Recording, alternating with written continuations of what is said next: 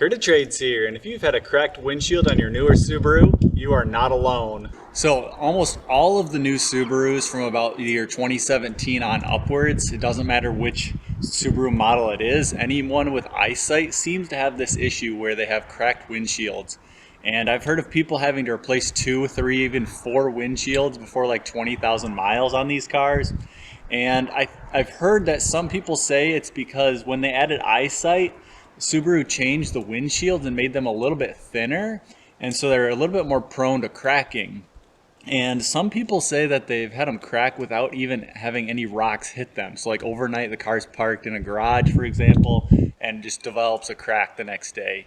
And it seems like it's almost every single person who has one has experienced something with the cracked windshield.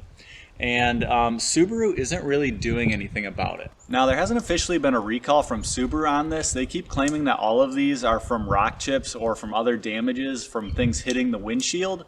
And I really think there's going to be a recall sent out eventually on this because it seems to be super widespread. And it seems almost all the modern cars have this problem. My 2012 here does not have eyesight. I took a rock that was about this big around, like a $half size rock at about 70 miles an hour right to the center of the windshield.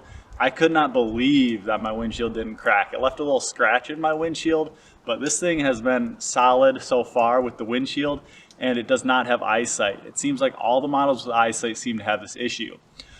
So what can you do about this? When you replace the windshield, you have to recalibrate the eyesight so that it works correctly.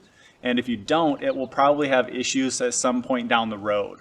Now, I believe Safelite and a lot of the main brand companies that do windshield replacements, they're pretty good about it by now, and they can recalibrate it for you because they've done thousands of these windshields already. And the other thing to check before you go take it to one of these places to pay for it out of pocket is a lot of people's insurances cover windshield replacement for like $50. So I would definitely check with your insurance before you take it somewhere and pay out of pocket because it might be covered by your insurance with a small fee. So that's something to look into, but it is very common and Subaru knows about it. But unfortunately, they're not doing anything about it. And we'll see what happens in the future, and I hope this does not happen to you, so good luck.